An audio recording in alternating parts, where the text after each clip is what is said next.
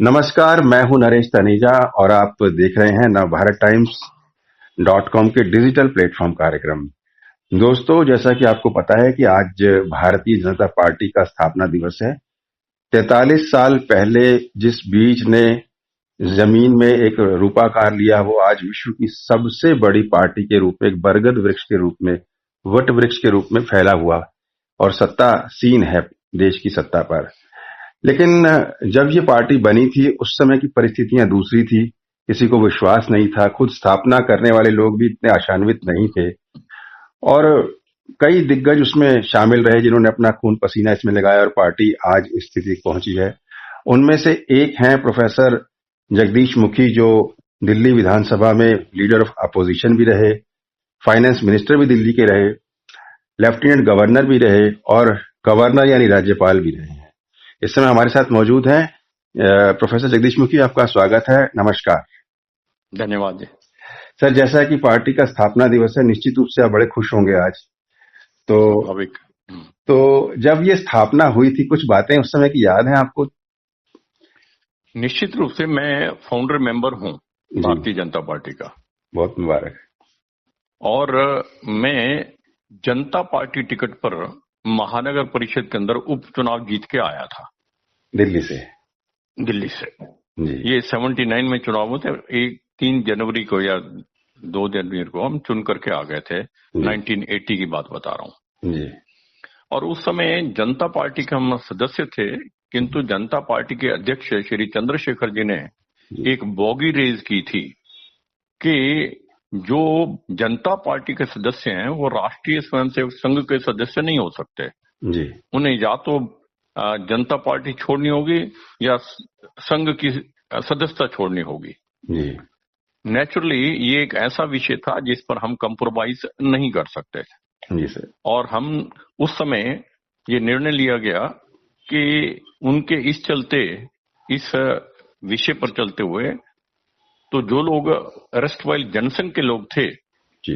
जनता party में गए थे, जिनकी आस्था संघ में थी जी। संघ के विचार से चलते थे, उन्होंने ये निर्णय किया कि हम अब इसमें नहीं रह सकते और नई पार्टी का गठन किया गया। आज के दिन श्यामा प्रसाद मुखर्जी का जहां स्टैचू लगा हुआ है, इसी स्थान पर इस पार्टी का आज के दिन निर्माण हुआ था। मैं स्वयं उसका सदस्य था। उस समय जिस समय पार्टी का गठन हुआ तो मैं महानगर परिषद का सदस्य था, किंतु उसी समय सदस्य महानगर परिषद को भंग कर दिया था। अच्छा। उस समय श्रीमती इंदिरा गांधी की वापसी हुई थी, उसी चुनाव की बात कर रहा हूं मैं। हाँ, 1980 की बात है। मैं उस चुनाव में ही जीत के आया था जिसमें सबसे ज्यादा हमारी मात हुई थी। ओके। और उस चुनाव में जीतने के पश्चात स्वाभाविक है कि ये हमारा कुछ महीने ही रहे। जनवरी में 2-3 जनवरी चुन के आए थे, मार्च में शायद इसे समाप्त कर दिया था जी। मार्च मिडल में लगभग 3 महीने के लिए मुश्किल से सदस्य रहे हम उसमें जी। क्योंकि उस समय हमारी 4 राज्यों के अंदर सरकार थी जी। एक मध्य प्रदेश, एक राजस्थान, एक हिमाचल प्रदेश और एक दिल्ली। लेकिन वो जनता पार्टी वाली सरकार थी ना, बीजेपी जनता पार्टी में सरकार नहीं, जनता में नहीं, जनसंघ की सरकार थी हमारी। बीजेपी की नहीं थी ना वो तो। ठीक है, हाँ जी। बीजेपी की तो बाद में हुआ ना, बाद में। हाँ, जनसंघ के नाते थी, फिर जनता पार्टी बन गई। स्वाभाविक है, वो जनता पार्टी की सरकार थी। जनता पार्टी की ये 4 सरकारें जिसमें जनसंघ की सरकारें थी और मिस इंदिरा गांधी ने जैसे उनको ब्रूट मेजोरिटी मिली 80 के अंदर, उन्होंने 4 सरकारों को भंग कर दिया जी। 4 सरकारों को भंग कर दिया। एक और दूसरी तरफ जनता पार्टी के जो हमारे अध्यक्ष थे, उन्होंने जैसे बताया कि अलग से मुहिम चलाया। इन परिस्थितियों में मजबूर होकर के हमारी लीडरशिप ने निर्णय लिया और भारतीय जनता पार्टी का स्थापना हुई आज के दिन। प्रोफेसर साहब, जब ये नींव रखी गई थी आज के दिन, तो उस समय कौन कौन उसमें शामिल थे? उस समय स्वाभाविक रूप से अटल बिहारी वाजपेयी जी और हमारे श्रीमान आडवाणी जी, ये तो मुख्य रूप से, किंतु इसके अलावा जो बाद में पार्टी के अध्यक्ष रहे कुशाभाऊ ठाकरे भी उसमें, हमारे वरिष्ठ जो जनसंघ के अध्यक्ष रहे हैं ऐसे सभी लोग थे। मुरली मनोहर जोशी जी भी रहे। मुरली मनोहर जोशी भी थे, सभी लोग थे। और उसमें विजय कुमार मल्होत्रा भी थे, मदन लाल खुराना, उसमें मदन लाल खुराना भी थे, केदारनाथ सानी जी भी थे जी। तो उस समय की कोई घटना याद आ रही जिस समय ये प्लान किया गया कि भारतीय जनता पार्टी बनाई जाए? मैं घटना तो बता रहा हूँ ना जी, एक पहली मीटिंग रोज की एक न्यूज बनती थी जी कि ये आज फलां व्यक्ति ने संघ के बारे में ऐसा बोला, उन्हें वार्न किया जाता है कि वो यदि संघ के अंदर है तो उन्हें ये पार्टी छोड़नी पड़ेगी जी। ऐसी घटनाएं आए दिन सुनने को मिलती थी जी। और पार्टी बनाने के पश्चात ये दिसंबर के अंदर, ये पार्टी बनी थी अप्रैल दिसंबर के अंदर अंत में, यानी 30-31 दिसंबर और 1 तारीख तक, ये 3 दिन का सबसे बड़ा सम्मेलन हमारी पार्टी का उस समय मुंबई में आयोजित किया गया था, पहला महासम्मेलन। ये 1980 की बात है। 80 की बात है। और उस समय मुझे ध्यान है हम दिल्ली से अपने डिस्ट्रिक्ट के सेपरेट स्लीपर वो कोच लेके गए थे, एक एक डिस्ट्रिक्ट से अलग अलग एक बॉगी लगवा के गए थे जी, यानी एक एक डिस्ट्रिक्ट से सैकड़ों लोग गए थे जी, बॉम्बे यहाँ से भी। यानी वो एक अब तक का सबसे बड़ा सम्मेलन कहा जा सकता है भारतीय जनता पार्टी का। और उस समय मुझे ध्यान है कि जस्टिस हुआ करते थे हमारे, नाम मैं भूल रहा हूँ, चीफ जस्टिस रहे इंडिया के, हिदायत मोहम्मदन थे जी। उन्होंने भाषण में वहां पर कहा था, अहमदी साहब तो नहीं थे? नहीं, मैं अभी नाम याद आ जाता है जी। तो उन्होंने अपने भाषण में ये कहा था, कौन कहता है कि विकल्प नहीं है इंदिरा गांधी का जी।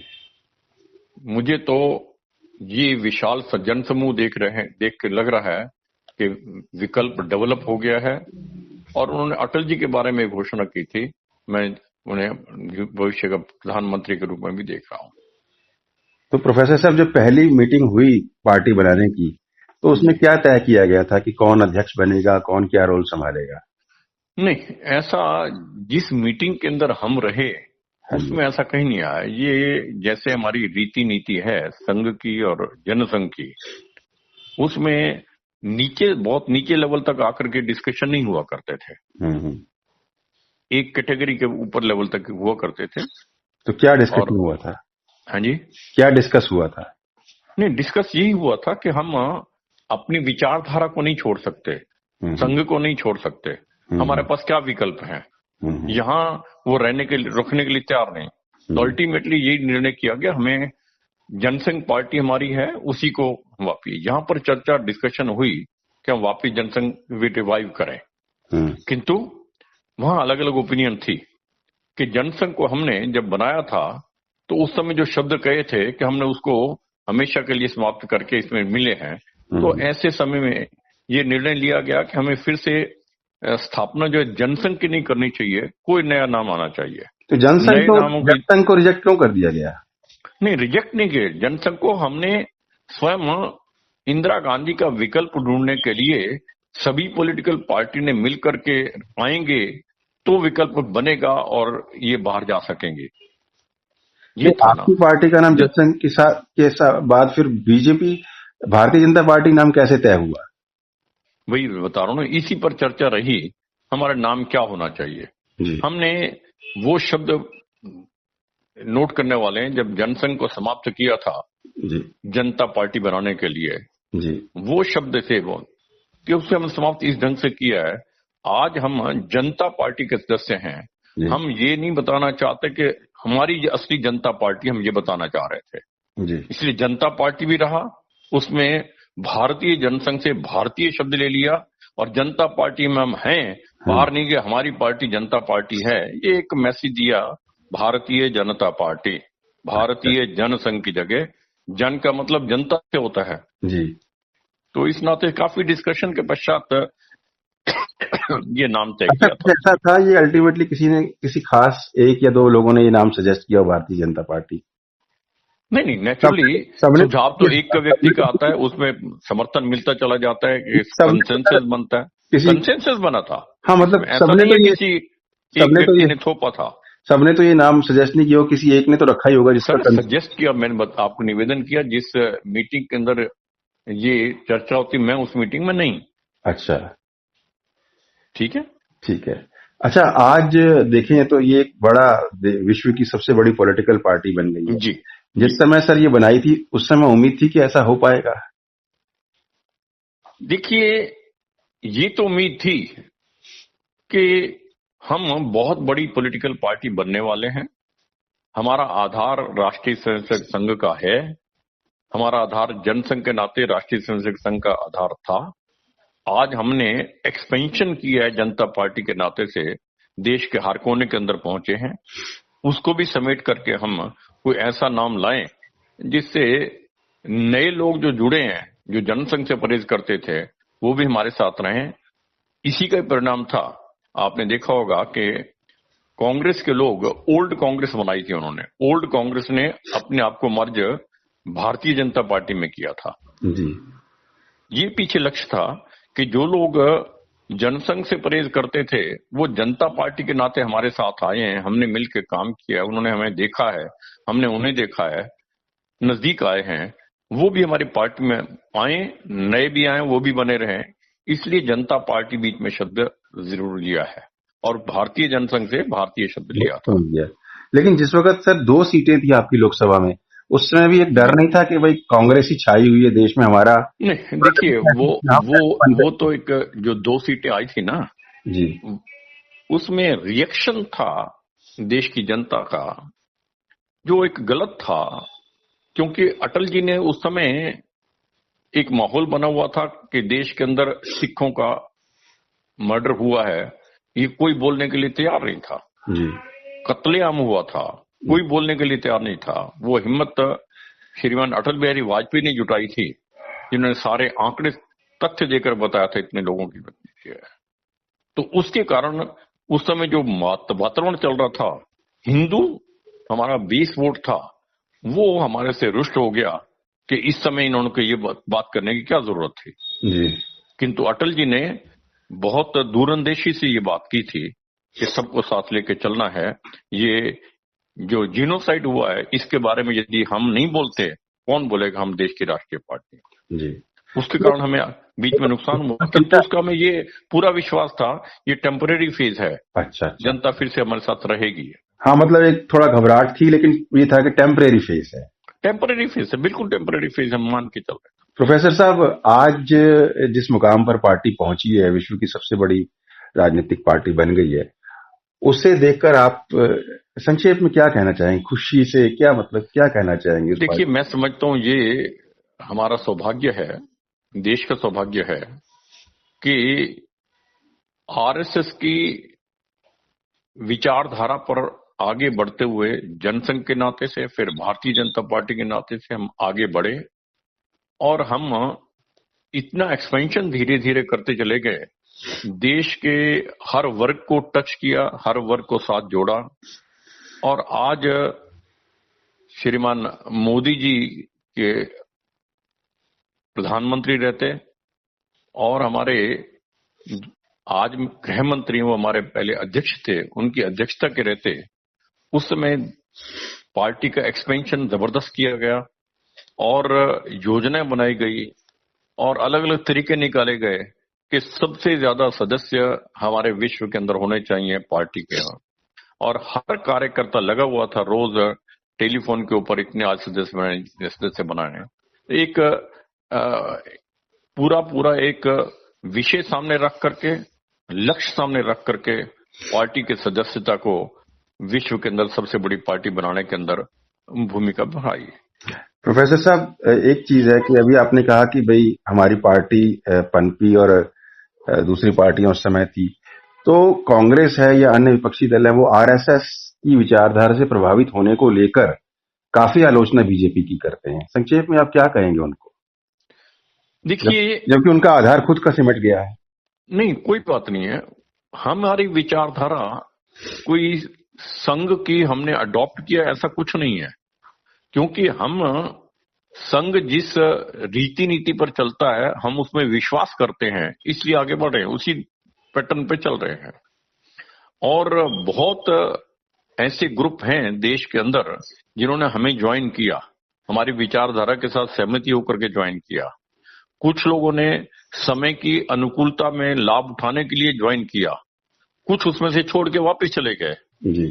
किंतु बहुत अधिकांश संख्या के अंदर जिन्होंने निकट से आकर के देखा है जनसंघ को, निकट से आकर के देखा है भारतीय जनता पार्टी को, और जिन्होंने संघ को समझने की कोशिश की है, उनमें से बहुत बड़ी संख्या के अंदर, अधिकांश संख्या के अंदर लोगों ने अपनी मेंबरशिप बीजेपी के अंदर रखी है। बहुत लीडर्स भी छोड़ छोड़ के आए हैं अलग से, और नीचे के स्तर के कार्यकर्ता हर प्रदेश के अंदर उन्होंने खुल के भारतीय जनता पार्टी की ज्वाइन किया है। प्रोफेसर साहब, आप चूंकि एक्टिव पॉलिटिक्स में भी रहे, जैसे कि आप फाइनेंस मिनिस्टर रहे दिल्ली के और लीडर ऑफ अपोजिशन भी रहे दिल्ली में, और फिर लेफ्टिनेंट गवर्नर और गवर्नर जैसे संवैधानिक पदों पर भी रहे। ये दो क्वेश्चन बड़े संक्षेप में आपसे पूछे जाना जरूरी है। एक तो ये कि अभी आपने कहा कि कुछ लोग लाभ को देखते हुए आपकी पार्टी से जुड़े, तो क्या ये जायज है कि ऐसे लोगों को जो सिर्फ लाभ के लिए आते हैं उनको ज्वाइन करवा ली जाए? दूसरा, जैसे शिवसेना है या अकाली दल थे, ये लोग छोड़ के चले गए, विचारधारा से सम्मत थे आपकी, वो शिवसेना वगैरह कई गए हैं, तो इस पर भी आपको ताना मारा था कि वो छोड़कर साथी चले गए हैं और ये लाभ वाले ज्वाइन कर रहे हैं। इससे एक तो विचारधारा दूषित नहीं हो जाती बीजेपी की अपनी ओरिजिनल? देखिए, पहला सवाल जो आपका है, जब कोई ज्वाइन करता है उस समय पार्टी को हमें नहीं पता होता कि ये स्वार्थ के लिए आ रहे हैं ना जी। ये तो बाद में पता लगता है कि वो किस मुद्दे के लिए आए हैं, आगे उनका एजेंडा क्या है जी। वो हमारे हिसाब से चलते हैं तो हम समावेश हो जाता है पार्टी के अंदर, पार्टी का मेन हिस्सा बन जाता है। ऐसे हजारों एग्जाम्पल हमारे पास हैं जी। किंतु चंद एग्जाम्पल ऐसे भी हैं, जैसा आपने बतलाया, जो पार्टी ज्वाइन करने के बाद जिस मुद्दे से आया तो उनको लगता है उनका मुद्दा पूरा नहीं हो रहा, छोड़ के भाग गए हैं जी। ये पहले सवाल का उत्तर है। और दूसरा सवाल आपने किया, क्या सवाल? दूसरा था कि जैसे अकाली दल है या शिवसेना आपकी विचारधारा से मेल खाती है? ये जो सब लोग गए हैं ये विचारधारा के आधार पर नहीं टूटे हैं कोई भी। ये समय के अनुसार उन्होंने सत्ता भोगने के लिए कुछ भी करने के लिए तैयार हैं, वो ऐसा सिद्ध होता है। शिवसेना ने आज साथ छोड़ा तो किस कारण से छोड़ा? सत्ता में आने के लिए छोड़ा जी। जबकि हमारे साथ एग्रीमेंट था उनका कि हम अगली बार सत्ता में आएंगे तो हम 3 साल हम रहेंगे, 2.5 साल हम रहेंगे, 2.5 साल वो रहेंगे जी। किसको? इनको उन्होंने मानने से इनकार कर दिया जी। उन्होंने कहा हम ही रहेंगे पहले। तो ये उनकी जो लोलुपता थी ना सत्ता की, उसके कारण छोड़ के गए जी। तो आपको लगता है फिर वो इसी तरह से अकाली पार्टी जो है उनको भी यही था कि हम सत्ता में आने के लिए, ये जो किसान का एजिटेशन था ये एक उनको बहाना मिला उसके लिए, जिसके अंदर उन्होंने खुल के बात की और इसी आधार पर उन्होंने छोड़ दिया। मैं नहीं समझता कि अकाली पार्टी बहुत खुश है अपना निर्णय लेने के पश्चात। आज वो भी अंदर से सोच रहे होंगे कि हमने क्या किया, क्यों किया। खैर वो तो आपकी विचारधारा से मतलब साम्यता नहीं रखते थे, लेकिन शिवसेना रखती थी। आपको लगता है कि आगे आने वाले समय में, क्योंकि वो सावरकर पर फिर तीखे तेवर दिखा रहे हैं कांग्रेस को, तो आपको लगता है कि भाई शिवसेना से फिर दोबारा गठजोड़ हो जाएगा जो उद्धव ठाकरे वाली है? नहीं, मैं इस समय ऐसा कुछ नहीं समझता। उनकी केवल मात्र वीर सावरकर के विरुद्ध कांग्रेस ने तेवर दिखाए खिलाफ, उसके कारण ये अलग हो जाएंगे, ऐसा लग नहीं रहा। आप उनका समझौता हो गया लगता है। देखिए आपके साथ वो दोबारा आ पाएंगी कि नहीं? नहीं, ये समय बतलाएगा। हमें ऐसा नहीं कह सकते कि बिल्कुल कभी नहीं मिलेंगे राजनीति के अंदर। कभी भी किसी भी पार्टी के साथ समझौते हो सकते हैं राजनीति में, आप जानते हैं। प्रोफेसर साहब, मेरे लास्ट 2 सवाल हैं। बीजेपी आज इतनी बड़ी बन गई स्थापना दिवस पे, एक तो उसका फ्यूचर आप क्या देख रहे हैं? आपको लग रहा है कि अभी जो जिस तरह से बीजेपी चल रही है अच्छी है, या उसमें कुछ और सुझाव आपके हैं? देखिए, भारतीय जनता पार्टी जिन विषयों को लेकर चल रही है वो अच्छे विषय लेकर के चल रहे हैं, देश हित के हैं, देश की सुरक्षा के हित में हैं, उनके सारी पॉलिसीज इस प्रकार की हैं और इसी के अट्रैक्शन में बहुत पॉलिटिकल पार्टीज, बहुत political workers from different political party छोड़ करके बीजेपी में ज्वाइन किया है जी। उसमें चंद ऐसे लोग भी होंगे जो अपना स्वार्थ देख करके आ रहे होंगे, किंतु अधिकांश जो हैं वो सब बीजेपी की पॉलिसीज जो देश हित में है, राष्ट्र हित में है, उनसे प्रभावित होकर के बीजेपी में आ रहे हैं जी। एक लास्ट क्वेश्चन ये है कि अभी अभी आप दिल्ली लौटे हैं अपने घर, तो अपना फ्यूचर अब क्या देख रहे हैं? वापस एक्टिव पॉलिटिक्स में क्या रोल आपको दिया जा सकता है? मैंने कभी अपनी पार्टी से ना टिकट मांगा है, ना कोई ओहदा मांगा है, ना कोई चीज है, ना ही आज मांगने की पोजीशन में हूं, ना ही मांगूंगा। किंतु पार्टी के साधारण कार्यकर्ता हूं।